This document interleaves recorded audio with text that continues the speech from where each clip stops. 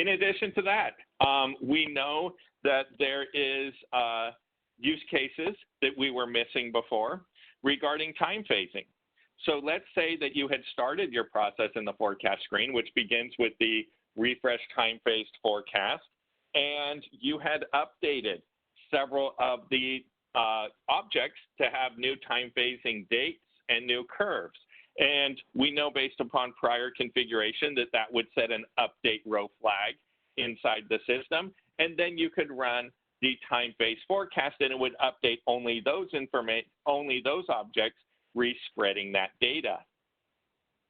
However, let's say that something occurs after you have done that, after you've updated your time phasing, and you realize, oh, I actually need to go back and refresh my whole time phase forecast. I've received some new actuals. I've approved new budget. I know that changes got approved, and I want to incorporate that into my forecast. So I'm going to refresh the time-phased forecast. In the prior release, although your time-phased settings will have been changed, that update row flag has been gone. It's not there anymore.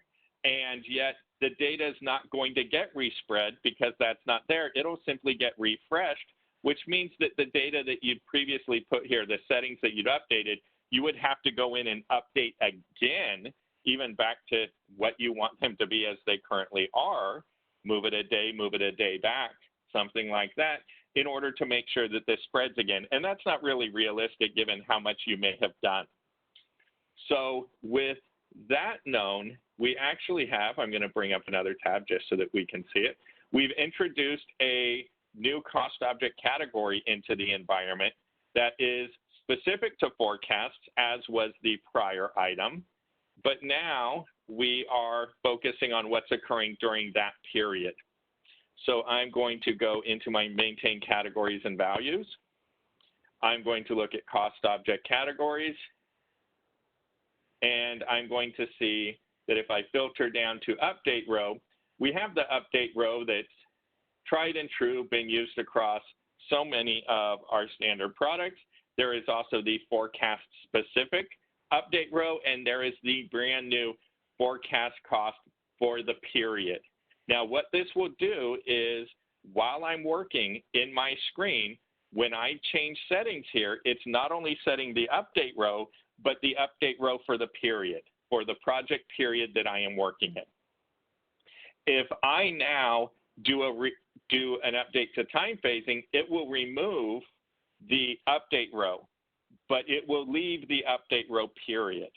And if I then do something like refresh time phase forecast, it is going to catch all of those update row periods to make sure that anything that you may have changed the settings on since you started working with that period will be captured and will be re-time phased during the refresh.